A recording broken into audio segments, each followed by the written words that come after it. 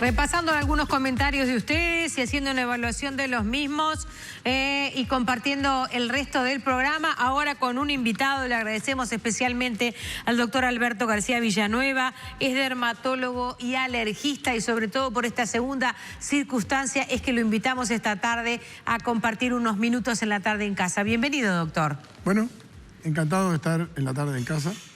Vio que hoy no está ni frío ni hace calor. Se anuncia un viento a norte para las próximas horas, pero la primavera no parece haberse impuesto. Sin embargo, ya llegó. Sí, ya llegó y hay algunos árboles que no esperan, son muy sensibles. Ya las acacias aromo están floreciendo, los espinillos. Y bueno, y los pólenes, que en este país no juegan un rol tan preponderante en el panorama de las alergias. En otros lugares donde botánicamente hay especies que son muy predominantes, no es lo mismo. Pero para nosotros igual primavera es temporada de alergia. Sí, sin duda. Sí. Sin duda, por factores que tienen que ver con los árboles, con los pólenes, con algunas fases de algunas semillas. Ahora venía caminando al canal y los plátanos ya empezaron a perder su pelusa, que son pequeños fragmentos de fibra de vidrio prácticamente, de lana de vidrio. Es algo realmente molesto. Y bueno, y también los seres humanos empezamos a tener situaciones internas de nuestro organismo, de nuestra biología, que hacen que empezamos a ponernos menos sensibles. ¿Ah, sí? Sí, sin duda. Ah, ¿a nivel respiratorio? Sí, a nivel respiratorio y general también. Porque ya empieza a haber más temperatura, el organismo tiene otra exigencia de regulación vasomotora, hay necesidad de refrigerar entre las 8:30 y las 9 de la mañana y los días que hay sol, ¿no? Por supuesto. Porque el sol empieza a tener otro componente más irritante. ¿Este solcito carrero? Sí, pero es un solcito que logra efectos paradójicos. La gente está deseosa, todos estamos deseosos del sol, pero ahora en este mes de octubre empiezan a haber las primeras insolaciones. ¿Insolado en octubre? Sí. ¿Es perdido? Realmente se trata generalmente de niños pequeños, entre 2,5 y 6 años, que están en su jardín y que se reúnen y muchas veces las maestras o las personas que están a su cargo los dejan jugar en lugares donde hay un arenero, donde hay un lugar donde pueden jugar. Sí. Disfrutando de ese sol que se nos ha sido tan esquivo, ¿no? Y bueno, y ahí sucede que empieza a haber más radiación ultravioleta y el niño, un día o dos después de esas exposiciones, que a veces pueden ser de media hora, de 1 hora, empieza a tener fiebre, decaimiento, las conjuntivas se ponen, la conjuntiva ocular, la parte blanca del ojo se empieza a poner congestiva, más rosadita de lo normal, como cuando uno no puede dormir y tiene sueño, pero en realidad traduce una reacción inflamatoria vinculada a la exposición a los ultravioletas. Y eso muchas veces motiva consultas con el pediatra, que a veces sabe y a veces no. Claro. Porque depende de la experiencia del médico. Y el niño no dice, están en una edad muy difícil de interrogarlo. Claro, entonces hay que ahí es la experiencia del clínico. Hay que hacer una reconstrucción de qué hizo, dónde estuvo, cuánto tiempo. Y ahí muchas veces las situaciones son muy sencillas. Aunque a veces es inevitable una punción lumbar, porque hay cuadros que se parecen mucho, como algún tipo de meningitis. Alguna meningitis. Sí, y entonces lamentablemente es una molestia, pero bueno, finalmente lo que interesa es que el niño salga de su situación y sabiendo eso, con dexametasona rápidamente se soluciona. Cuando se conoce o cuando se ha hecho el interrogatorio adecuado o cuando el médico tiene experiencia también. Doctor, ¿es posible que alguien se vuelva alérgico, alguien que no haya tenido experiencias alergénicas con anterioridad o que su familia no las tenga? Entonces se declara libre de esa situación y en determinada temporada o a determinada altura de la vida parecería que se vuelve alérgico. Y todo es posible, y de hecho es posible. También el que tiene esa convicción de que no es alérgico, sea padre o madre o un familiar o uno mismo, puede equivocarse en el sentido de que muchas veces no interpreta otros hechos que tienen que ver con algo visible o audible y que de repente no se vincula con la alergia. Eso es muy frecuente porque los síntomas no siempre son fieles e iguales, sino que a veces están durante un tiempo en un área, en un órgano o en un sector de piel y después de unos meses o de unos años mutan.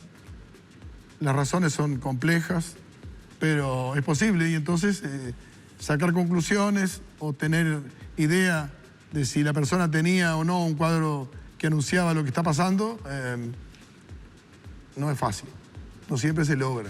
Bien.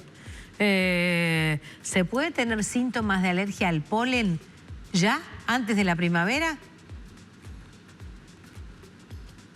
Bueno, se puede saber si una persona tiene tendencias a ser sensible a sustancias que está inhalando porque están en el ambiente que respira. Eso se puede razonablemente anticipar, pero no se puede asegurar. Los pólenes en general, como yo decía antes, acá en Uruguay no son determinantes. Bien. Simplemente sirven como un elemento más que orienta al alergólogo o al médico internista o al dermatólogo muchas veces también, y muchas veces al otorrino, porque es el primer médico que los padres o que la familia de la persona afectada o del niño generalmente afectado recurren. Bien. Le consulto, le traslado, mejor dicho, una consulta de nuestro televidente Juan. Juan Miranda dice, buenas tardes, 3 consultas. Vamos por la primera. ¿Se ha avanzado respecto al test de alergias o aún siguen siendo aquellos varios pinchazos al cuerpo para detectar la posible causa del alergeno? Bueno, yo para contestar esa pregunta necesito hacer una pequeña historia respecto de los caminos que siguen los alergistas para encarar a sus pacientes. Anualmente, el evento en el que yo estoy siempre que puedo presente es Buenos Aires, en el Congreso de Alergia de la Asociación Argentina de Alergia e Inmunología Clínica. Ahí nos encontramos entre 1.000 y 1.300 alergistas. Y de esa familia grande, y yo creo que más de 700, 800, hacen tratamientos que en cierta forma son convencionales, porque recurren a la prednisona o recurren a los inhaladores, y muchas veces la historia o el encare, y también recurren a los prick test, que es a lo que el paciente se refiere, a la persona que pregunta. Ajá. Y hay otro sector, que es una familia más pequeña, un subgrupo, sí, dentro de los que me cuento, que hacen inmunoterapia. La inmunoterapia son vacunas. Y bueno, y hay algún otro grupo que hace alguna otra especialidad de la que se recurre a medicinas no convencionales, a pesar de que son alergistas, porque hemos tenido charlas de disertantes en los congresos que han hablado del té verde y de auriculoterapia y bueno, hay cantidad de medicinas alternativas que también ayudan al encare del paciente alérgico. Y cada uno le va como en la feria. Y yo, ¿qué puedo decir? A mí me ha ido bien. El camino que yo he elegido es un camino lento, difícil, complejo. Dentro de la mayoría, usted integra la minoría. Es cierto. Y usted siente que ese es su camino y no está dentro de los múltiples pinchazos. Y no lo hago. No hago prick test. Algunos pacientes me llaman y en cierta forma se decepcionan. Yo les explico que yo trabajé durante un año con mi profesor de grado 4 de alergia en Merlo, el doctor Carlos Pionetti, que tengo muy buen recuerdo de él y de su familia. Y los prick test son test de provocación, en definitiva. Sí. En el cual se inyecta en forma intradérmica una pequeña fracción de una concentración conocida de los antígenos y siempre hay reacción. Siempre hay reacción sobre todo a los ácaros, sobre todo al polvo domiciliario. Parece que los ácaros nos rodean, ¿no? Y los ácaros están con nosotros, nos acompañan desde hace millones de años. Yo prefiero saber poco sobre su vida porque creo que nos van a sobrevivir. Y lo que sucede es que los ácaros del día que nosotros no estemos van a buscar a quien visitar en lugar nuestro, sin duda. Y bueno, y eso es algo que está en la propia naturaleza. Bien. Voy a otra pregunta. Nunca sufrí ninguna alergia ni enfermedad de ningún tipo, nos dice Nubia. Pero después de tener a mis hijos, me volví alérgica al huevo y asmática. ¿Qué tiene que ver eso? ¿El proceso hormonal del embarazo? Muchas veces la historia que uno puede hacer del encare de esa paciente con ese hecho particular de una alergia respiratoria que se hace evidente después de los embarazos, a mí me sugiere que probablemente ella antes de esto, mucho antes de los embarazos, sí, debe haber tenido algún elemento de hiperreactividad. Lo que sucede es que estaba en el plano de otros, como decía hoy, otros órganos se manifestaban, otra área de síntomas. Ajá. Y entonces, muchas veces en los embarazos o en los partos hay que recurrir a algún tipo de asistencia de obstetra o de tocólogo.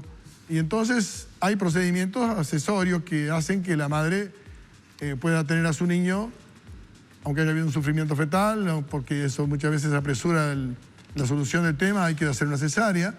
Entonces se recurren a anestésicos, se recurren a drogas que se usan en ese acto quirúrgico. Y muchas veces la gota que rebasa el vaso de la hiperreactividad y la hace evidente en otra área es, por ejemplo, una anestesia. Bien. Epidural, general. Y entonces, esa señora puede estar sorprendida, pero muchas veces uno se da cuenta que desde años antes, Claro. esa señora tenía, por ejemplo, una rinitis. Ajá. Ay, ¿qué tiene que ver? Uno puede pensar, la rinitis es un... Una abuela.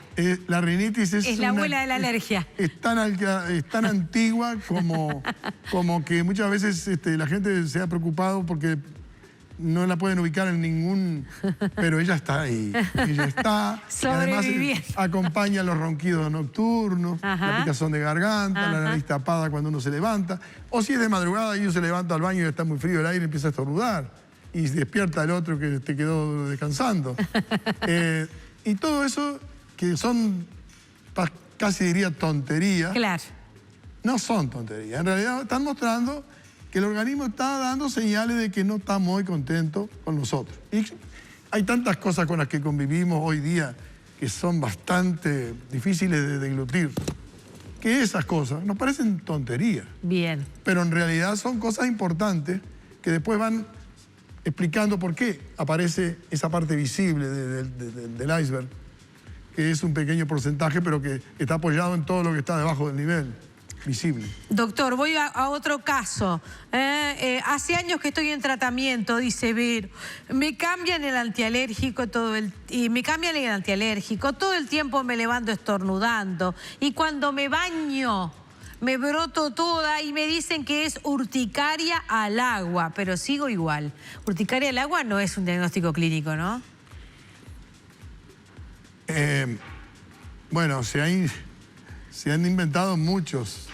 Hasta hace unos años se hablaba de lucitis. Lucitis. Inflamación en la piel provocada por la luz. Una cosa casi que... Bueno, en realidad eso son términos que permiten salir del paso, pero que lo que en lo concreto relata este televidente, creo que es algo muy importante. Rinitis y alergia que se expresa después del baño, porque ella no lo dice, pero porque no es imposible que pueda transmitir todo eso en un mensaje corto. Sí. Pero esas ronchas, esa urticaria, es después del baño. Pero ya ella, cuando está cayendo el agua de la lluvia, sobre todo si pone un gradito más, produce dos cosas. El golpe mecánico, que no tiene mayor importancia. Bien. Del agua contra la piel. Bien. Pero la temperatura sí tiene importancia. Bien. Induce una vasodilatación local, liberación de histamina, que ya está elevada en su sangre, y entonces produce escape y edema localizado.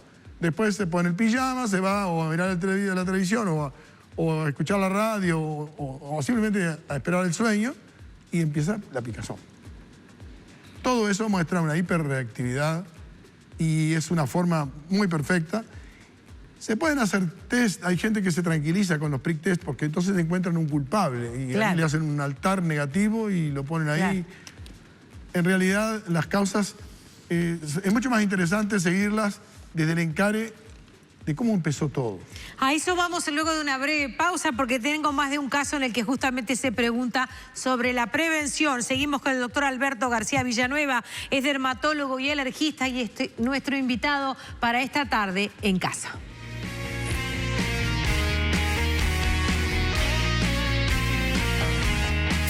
Presentó Té Canarias, nuestra manera de tomar té.